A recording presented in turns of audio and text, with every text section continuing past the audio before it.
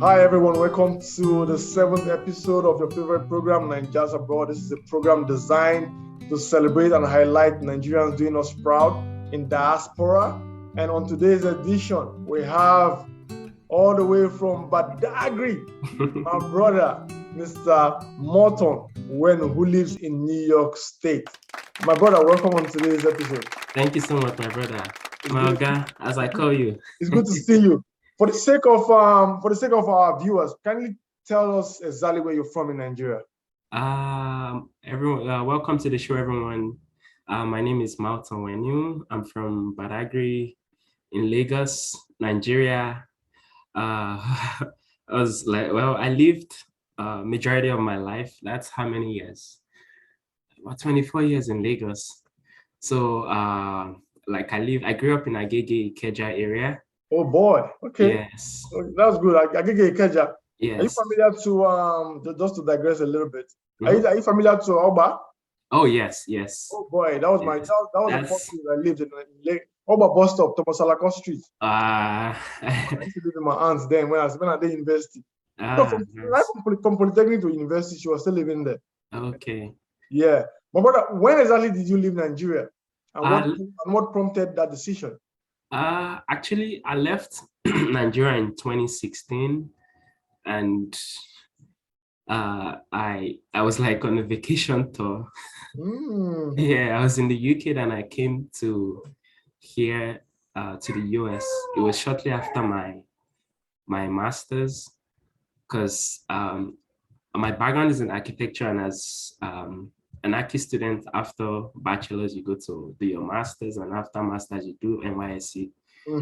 So I was actually waiting to do NYSC when I was like jumping around, and then I came here and I never went back. Oh boy, so NYSC is on hold now? Well, I'll come back to it later. I can do it anytime. NYSC, they're gonna find you. No wahala, my brother. You know? Yeah, nice to hear that. So when you actually moved, what was that main factor that led to you deciding, you know what, let me go live abroad?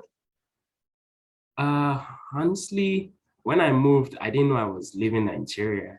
That's the truth of the matter. I didn't know. So now, like play. As God had it, I think God just had everything planned out, and like I never had an inkling that I was going to. Yeah, good to hear that.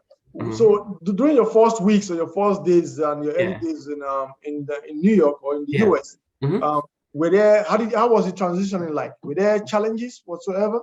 Well, it was interesting because initially, I was a tourist, so I was like having the tourist vibes and enjoying the vibes, enjoying the vibes and the feel.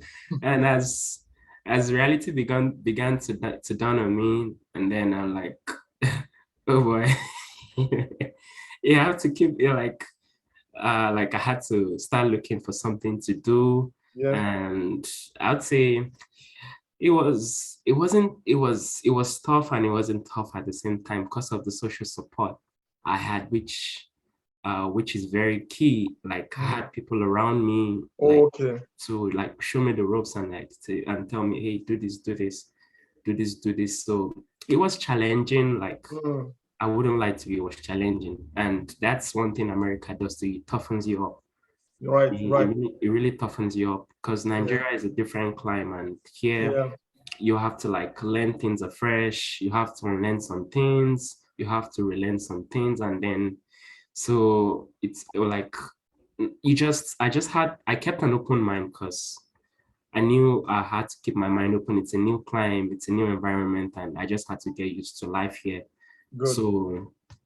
So far, so good. Yeah. So from what I deduced from what you just said, so it meant you had a few relatives around who actually accommodated you when you first got here.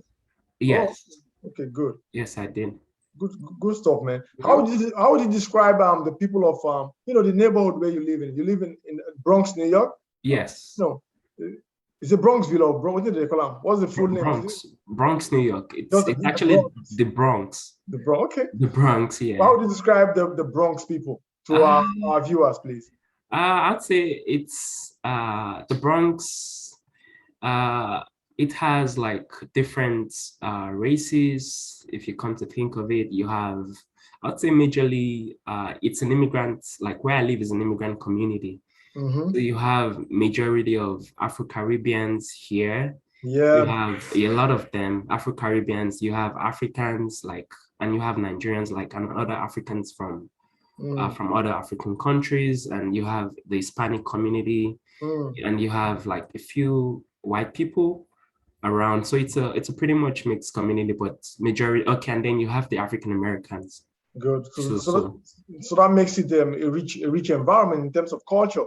yes, but I'd say it's dominated by like the Afro-Caribbeans, the African Americans, and people of color, as we put it.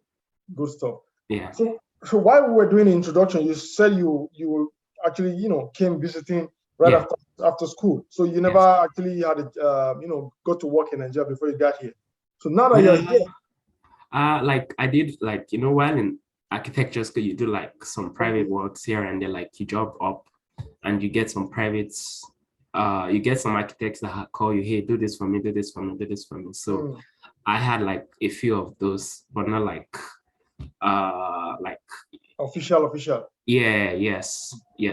So now that you're here, can you take us through what sector of the economy that you actually apply in your trade? Oh, so I work in architecture and construction industry, and so far so good. Like it's New York and a lot of developments. My brother, it's never ending. It's never ending. Never ending. I remember, just to chip in, I remember when I first got here too, my very first day, right from JFK, I could see through the window that they were constructing the roads. They were even fixing LaGuardia. Yes. Months ago, when I went, I and my cousin traveled to Texas. We went through LaGuardia. They were working on LaGuardia. Yes. My brother said, they never stopped to the work. It's still ongoing. So my cousin told me, oh, that's the maintenance culture of this place. I said, oh, yes, that's it in Nigeria. Yeah, it's LaGuardia project is still ongoing, and I think I don't have the clear picture of what it is now, but I know a part of it, got commissioned last year or early this year. It's a capital project, and it's major. It's the expanding the terminal, because it's a very small airport. And in New York, we have a lot of old buildings. So the old buildings, majority of them don't get knocked down. Like you just have to keep maintaining them and bringing them up to current code. Yeah. So good stuff. In terms of in the Bronx, New York City area, and New York State as a whole, what are the most some of the most thriving career paths? I'd say like, at least from what I know and what I see around, and with trends of with the trends ongoing lately, I'd say anything in the IT world, like anything in the IT world sells like hotcake. It sells like hotcake. Like people used to say back in the days it was nursing, but now it's like IT. Yeah, IT is pretty much diverse. It's diverse, like, and the good thing is, like, even as a non-IT person, like you can easily fit into the IT sector. Like you just have to know where your strength lies. If it doesn't have to be coding, it could be maybe you're good with numbers. Yeah, the AWS, Amazon Web. Yes, Amazon Web Services, and that of the Google, from Google as well too. Yes, absolutely. And also you have the qualitative side of it that has to do with data. Okay. Yes, so a lot of people, you find them like they're taking courses in that in data analysis and the likes right now. So I'd say that's like the hotbed. Like everything is. And for the future, I'd say I see IT booming. Like I see it booming, but my fear with that is with the recession setting in. Like I'm like, how much jobs? And so I'm like, will people lose their jobs, or will there be less demand? But honestly, I think the IT jobs will still be high on. They'll be high in demand, at least for the foreseeable future.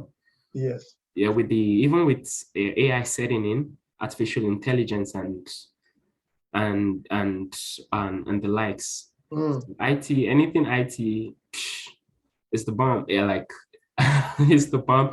And even Healthcare healthcare, will always remain now. It will always yes, be there. You know. healthcare remains. What like I had this talk with my colleagues, like my profession in the architecture field now. I'm like, okay, this is like a honest talk we had on like we go through so much going to architecture school and you're trying to get your license and at the end of it, like you don't even get as much paid as the IT professionals. Like it's really unfair because you go through so much.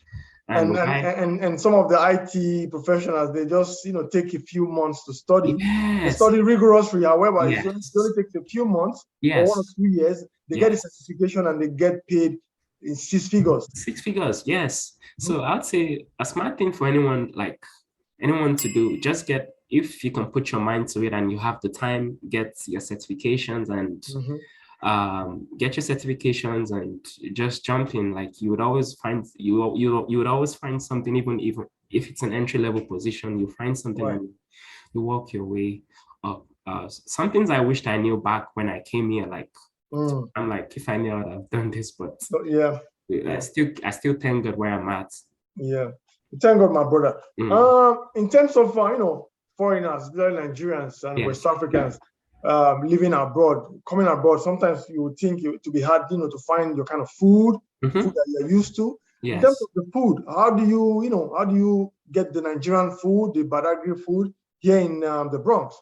Well, I'd say it's not an issue at all. They're like where I live, if I go to Boston Road, I can count the number of African stores. Yes, and there's one by Co-op City too, right? Yes, and there's one by Co-op City. So guess what? There's a poultry that I patronize. The house there. It's very close to me. On Eli, right?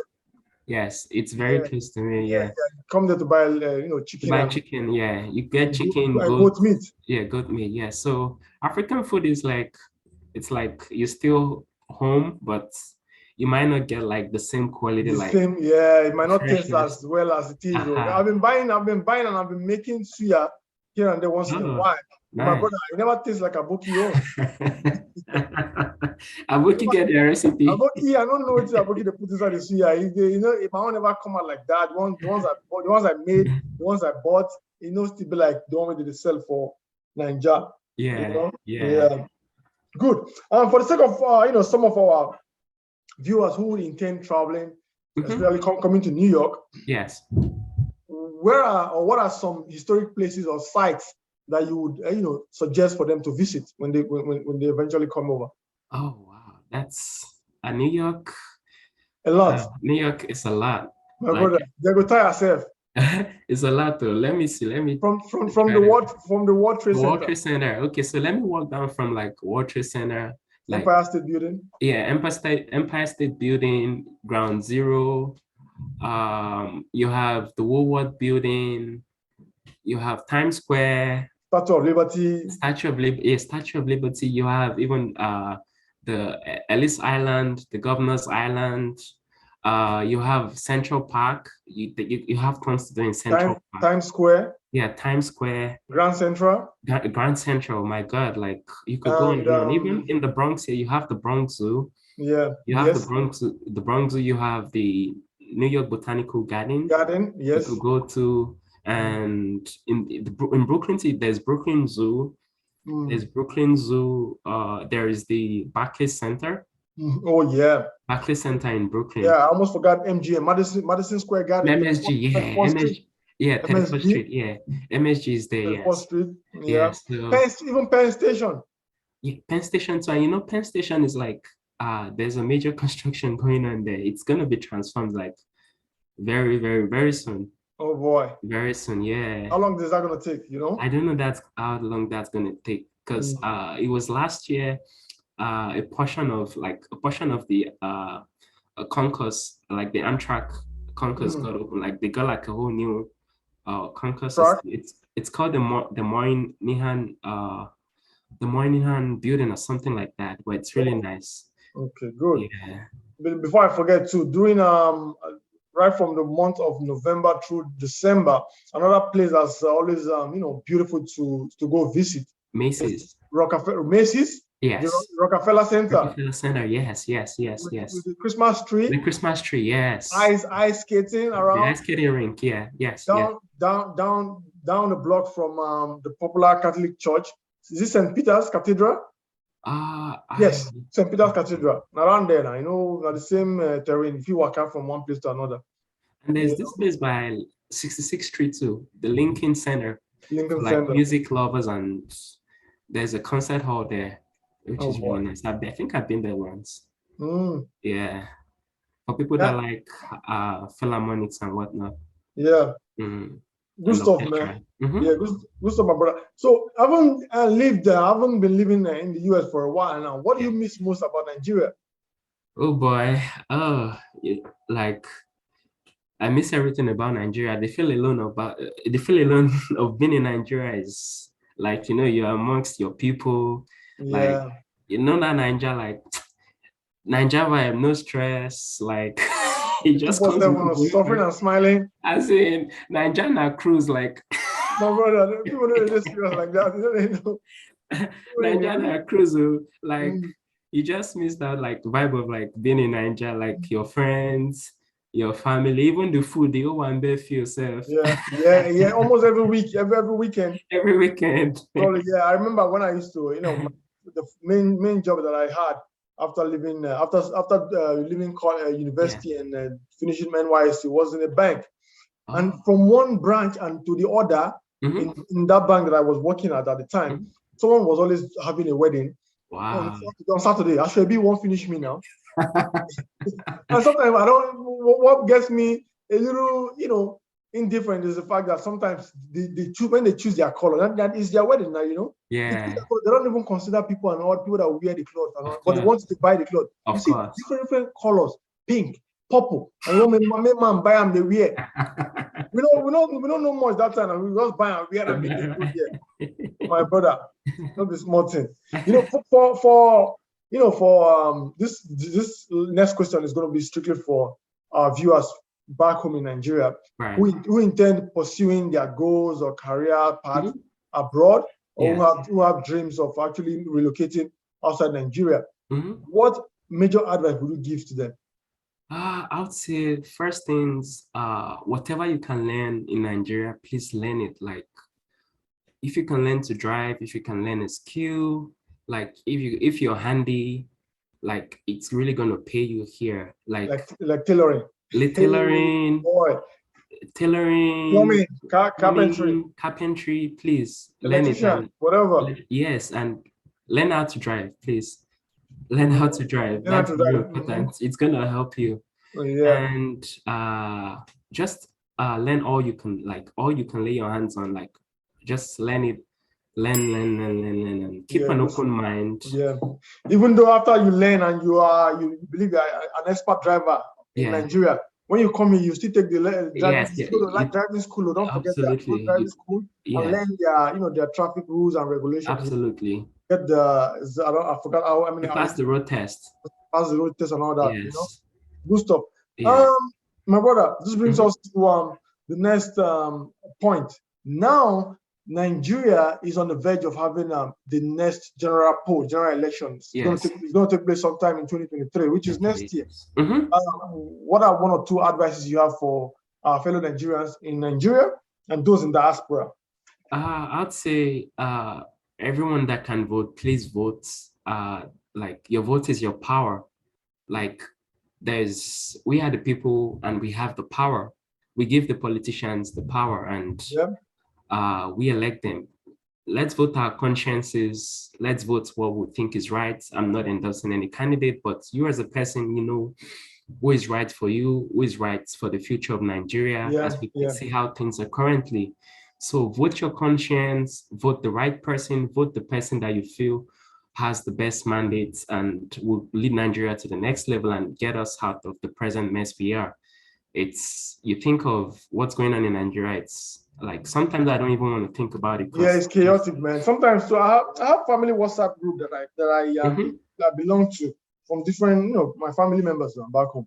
Every now and then, sometimes I don't like opening and the WhatsApp group, the WhatsApp page. Yeah. Because you will see one negative news or the other. It just detire me like, say, Nigeria, good news and they come out from there again. Saying every day, bro. So one brigade or the other, one brigade or the other thing they happen. Every day. So it's, I don't know, because I'm just going to beg people too. I'm going to use this medium to beg those of people that are back home in Nigeria. Please do not vote for a bag of rice. Don't vote for soap. Don't vote for 1,000, 2,000, 5,000. Don't vote for money. Please vote. If you collect whatever they give you and you vote for them, so it means you are saying that your future and your children's future is not worth more than that bag of rice. That rice go finish you. Remember, who chop belly food must always hungry. Absolutely. Who chop belly food today, you must hungry tomorrow. Absolutely. But look at how far we've come from 8 years ago now. How far have we come? From when Obasanjo left, how far have we come? From when Jonathan left, how far have we come? Instead of it to get better or even stay stagnant, it's not even staying stagnant. It's just deteriorating. It's receding. Deteriorating back and forth, going down, taking steps backwards. When everybody, countries are forging ahead and moving forward. It's very sickening. One of the mainstay of Nigeria's economy is oil and gas, crude oil. Now, remember, the developed world, the US, the UK, Europe, they have mandates to actualize, zero emission. Yeah, zero carbon emissions. Yes. Zero carbon emission. Yes. For like some are saying 2030, some are saying 2035, some are, 2050. Yeah. So that means with time, the consumption of oil and gas will reduce. Yes, absolutely. What will happen to Nigerian government when it depends solely on oil and gas? Oil and gas. Funny when thing, nobody can buy again like that. Sorry to digress. I was watching a video, I think it was last week or 2 weeks ago, about it. I'm not going to mention the name. It's a member of the Nigerian Senate. And when they were talking about promoting electric cars, and it was like, oh, why do we have to promote electric cars? People, like, we have oil, so people are not going to use oil and they're not going to party. Because I'm like, come on, it's like you're living in the past. They don't believe in climate change. Like, did you see the rain? The rainfall in Lagos yesterday. It was bad, bro. Muslims couldn't even do Salah like that. They don't even do Salah celebration. It was bad. Everyone was flooded. This is the so-called Lagos. Lagos flood won't finish everywhere. I saw few video clips from my previous area around Ikwaja and Agege. Man, the flood won't finish. Agege bad. Agege was bad. I saw a car that got carried away with people in it. Yeah. It's really bad. Even you see how they think climate change, and every now and then real estate is developing. I understand. Yeah. But they're trying to push the Badagry and the water. Babbage. The water. They push them out behind. They build. They sell land. When small rain falls like this, you turn your house or your car to canoe now. You turn your house or car to canoe. We have to think. We have to take things serious. They don't believe in research. You gotta follow, move on with the trend.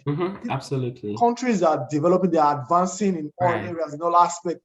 You have to listen to and funny enough, we have the manpower, but they don't just listen to them. We have professors now, intelligent students in universities, in colleges, in polytechnics that can come up with great ideas, great inventions, but do we back them up? Imagine ASU has been on strike for how many years? For months. I was telling my wife the other day, I went to school as if I went to school. As if I went to medical school. Program when also was past 4 years. You ended up graduating after 6 years. 6 years, I know. Kuku put one Jara journal and make you not say I've been doctor. I doubt if there's anybody that went to a government university that didn't have ASU strike. If there is, the person is extremely lucky, because I can't remember when that happened. I can't remember if that has been recent. It must have been old. But also, I think that's also why we have more private universities these days. Yeah, of course. It doesn't affect them, but the prices are so exorbitant, my brother. Yeah. Who if person don't have chop and go to pay that kind of thing? It's just sad, man. It's sad. Basic infrastructures, governments. Okay, now that we've gotten to this point, just give the Nigerian government one major advice, one key advice that can introduce a drastic change in the economy, in the polity, and in the lives of Nigerians. Well, I'd say what I'm going to advise the like the Nigerian government is look elsewhere, like diversify the economy. We have to just do away with like the fossil fuels and whatnot. We'll have to look at clean energy. Even the IT infrastructure in Nigeria is really booming, the entertainment industry and even agriculture. Like we just have to diversify the economy. And Nigeria as a country, we don't export. And without exports, our GDP isn't going to go up. And you look at the Naira dollar exchange, it's sickening. It's sickening. We're not a producing country. Nothing. Just Even consume. we just consume. So almost everything is imported, even for lights, virtually everything, even toothpick, even the oil, even the petrol. We call it petrol back in Nigeria. Yeah. Call it gas here. Gas here, yes. They're important now. Of course, we have. Imagine we have crude oil and then we export it to we have refineries, but we have to export them first and bring them back. I don't know how far Dangote's refinery has gone in terms of its standard. Well, I don't know. I think like a week or two ago again, I was reading something from the NNPC GMD also talking about how the refineries are not working and it's not like a 1-2 process. And since I've known at least since I've been aware of things surrounding me, they've been trying to fix these refineries for so long and for millions of dollars, and they are still not working. And no one is accountable. No one is giving any accounts. No one is giving any reports. Nothing. The Nigerian government lacks what we lack is checks, but no one holds anybody responsible. Which is very sad. You give the government, the politicians, they give contracts out to people who are mostly their friends. That's what they call a nepotism. You don't do that. Yes. You don't do that because when you give it to a relative to do, you don't do business with family now. No. Unless when you give it to them, they can't prosecute them or call them to order. They siphon the money and put it in their pocket. And before you know it, the same road, one day go kill them. That's exactly what happens. The same road go kind of consume people. Innocent blood go they die for the road because no good roads, no lights, no water. Everybody, you are building a house, you got to think of say you must dig borehole. And they dig borehole. People don't know the adverse effect of borehole over time. When everybody they dig borehole, they drill the ground, everybody. My brother, Nigeria would. We're still hoping and praying for Nigeria. And hopefully, by the grace of God, things will turn for the better in the next general poll. But brother, it's been a wonderful time having you on this show. Thank you, my brother. To coming on this 7th episode. We go always talk now, we go vibe. And so our viewers, thank you guys for watching, and I believe and I hope you enjoyed this episode. Please like, subscribe, share the video. I'll see you again on the next one. Bye for now. Thank you, bro. Thanks for having me. Thanks.